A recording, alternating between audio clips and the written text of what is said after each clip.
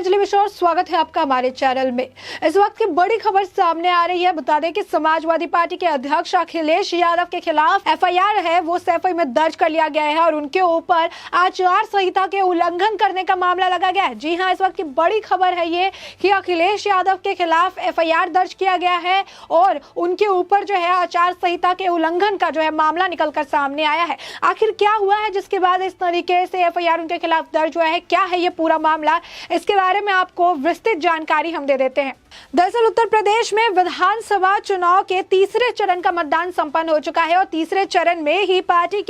Samajwadi party के मुखिया अखिलेश यादव पर चुनाव आचार संहिता का उल्लंघन करने का आरोप लगाया गया है। उन पर मतदान केंद्र परिसर में ही पत्रकारों से बात करने के लिए आदर्श आचार संहिता और धारा 144 का उल्लंघन करने का आरोप है।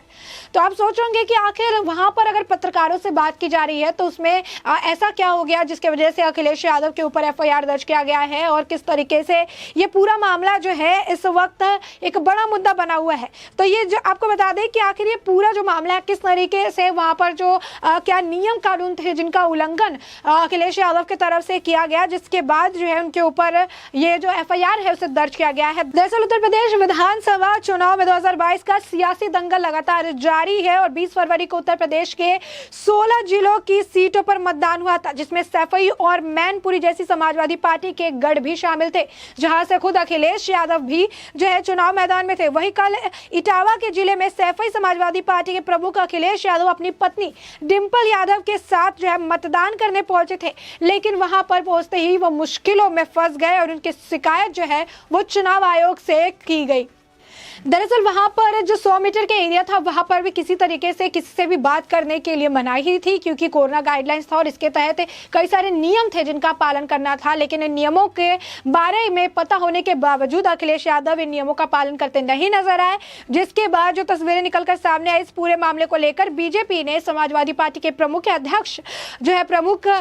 अध्यक्ष कहिए अखिलेश यादव पर आचार संहिता के उल्लंघन का आरोप लगाते हुए चुनाव आयोग को पत्र लिखकर अखिलेश यादव की शिकायत की। बता दें कि भारतीय जनता पार्टी ने पत्र में लिखा कि समाजवादी पार्टी के अध्यक्ष अखिलेश यादव ने अमर्यादित आचरण और भाषा से आदर्श चुनाव और जो संहिता है उसका उल्लंघन किया है। 20 फरवरी 2022 को यादव ने सैफई के बूथ नंबर 239 पर अपना वोट डालने के बाद विभिन्न मीडिया चैनलों से जो है मतदान बूथ के 100 मीटर के दायरे में खड़े होकर जो है दायरे में बुलाकर अपनी पार्टी का प्रचार किया था, जो कि पूरे तरीके से मना किया गया था कि 100 मीटर के दायरे में आप नहीं रहेंगे, यहाँ पर जहाँ पे भी मतदान हो रहा है वहाँ पर किसी तरीके की जो कवरेज इस तरीके का नहीं किया जाएगा। लेकिन बुलाकर वहाँ पर प्रचार किया गया, बुलाकर जो है वहाँ से बातचीत की गई मीडिया हाउसेस से और इसी बात को लेकर बीजेपी की तरफ से जो है पत्र लिखा गया, शिकायत दर्ज जो है की गई, शिकायत किया गया कि अखिलेश यादव जो इस तरीके से करते नजर आए। नियमानुसार शांतिपूर्ण और पारदर्शी मतदान के लिए 48 घंटे पहले तथा मतदान केंद्र के 100 मीटर के दायरे में किसी प्रकार की बातचीत या प्रचार निषेध थे, यानी इन पर रोक लगाई गई थी। लेकिन इसके बावजूद भी अखिलेश यादव सब जानते हुए भी उन्होंने इस तरीके से आचार संहिता का उल्लंघन करते हुए नजर आए। आपको बता दें कि सुमोद कुमार करके ट्विटर हैंडल है जिन्होंने इस पत्र को साझा किया और उन्होंने लिखा कि बीजेपी ने समाजवादी पार्टी अध्यक्ष अखिलेश यादव के खिलाफ चुनाव आयोग में शिकायत की है और बीजेपी का आरोप है कि मतदान के बाद 100 मीटर के दायरे में रहकर उन्होंने मीडिया को बुलाकर अपनी पार्टी का प्रचार किया है। वहीं आपको बता दें कि दूसरी तरफ जो है इस पूरे मामले में जिला प्रशासन ने आचार संहिता उल्लंघन का मामला माना है। सैफई की उप जिलाधिकारी ज्योत्सना बंधु और सैफई के सीओ विजय सिंह को भी ओर से जिला निर्वाचन अधिकारी को भेजी गई रिपोर्ट में यह बताया गया कि मतदान केंद्र के मेन गेट पर ही पत्रकारों को बुलाकर उनसे बातचीत की गई है और ये आचार संहिता के उल्लंघन तो है ही, साथ ही धारा 144 का भी जो है निर्देश आज्ञा भी तोड़ी गई है, जो धारा 144 का भी जो है उल्लंघन है। और यही एक मुद्दा है जिसे लेकर भाजपा ने समाजवादी पार्टी के अध्यक्ष अखिलेश यादव के खिलाफ जो है शिकायत की चुनाव आयोग को और पत्र लिखकर जो है उन्हें इस बात की जानकारी दी। बता दें इस पूरे मामले पर अशोक श्रीवास्तव ने भी ट्वीट किया और उन्होंने लिखा कि अखिलेश यादव इतने अनुभवी नेता हैं कि ऐसा नहीं हो सकता कि उन्हें चुनाव जो आदर्श है या आचार संहिता की जानकारी ना हो। दरअसल अखिलेश को लग रहा है कि वो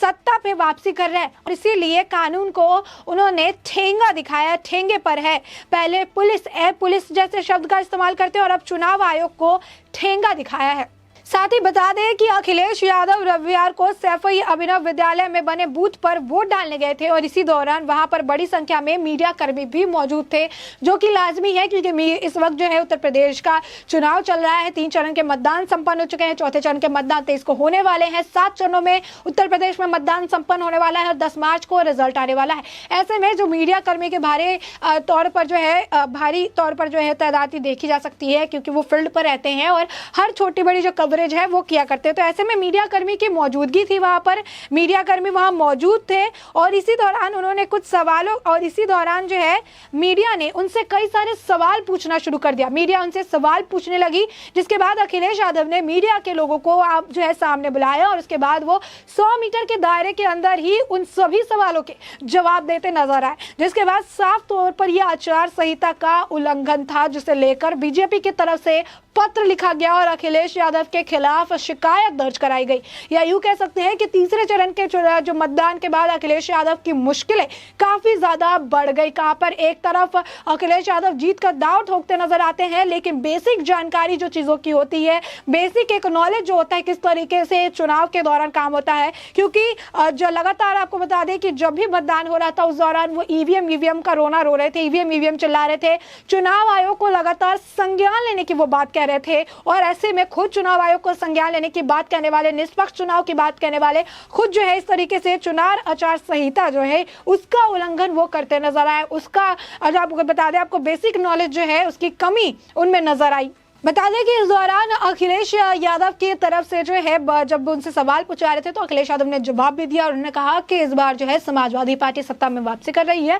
और बीजेपी के जो मुख्यमंत्री बाबा है उनकी विदाई होने जा रही है, बीजेपी का सफाया होने जा रहा है। तो ऐसे में आपको बता दें कि बड़ी खबर है कि अखिलेश यादव के खिलाफ जो एफआईआर दर्ज कर लिया गया है, क्योंकि वो खुद चुनाव आयोग से संज्ञान लेने की बात कहते नजर आते हैं, लगातार जो है निष्पक्ष चुनाव कराने की मांग करते नजर आते हैं और ऐसे में चुनाव आयोग ने संज्ञान भी ले लिया और इस बार अखिलेश यादव के ऊपर ही ले लिया, क्योंकि अखिलेश यादव भी जो कॉमन बेसिक चीजें जो थी उनको जो रूल्स रेगुलेशन जिनका पालन करना सभी के लिए अनिवार्य था उन रूल्स के वो पालन करते नजर नहीं, आचार संहिता का उल्लंघन करते नजर आए, जिनके बाद उनके खिलाफ एफआईआर दर्ज करवा दी गई है। बता दें कि उन्होंने जो है मतदान केंद्र के परिसर में ही पत्रकारों से बातचीत करने के लिए आदर्श आचार संहिता और धारा 144 के उल्लंघन का आरोप लगा था, क्योंकि वहां पर कोरोना को मद्देनजर देखते हुए, निष्पक्ष चुनाव को मद्देनजर देखते हुए और किसी तरीके से कोई जो है परेशानी ना हो जाए, यानी शांतिपूर्ण चुनाव के लिए जो है सारे रूल्स एंड रेगुलेशन बनाए गए थे। लेकिन इसके बावजूद अखिलेश यादव को जो है मीडिया कर्मियों को देखते हुए उत्साहित हो गए। उन्हें लगा कि मीडिया कर्मियों को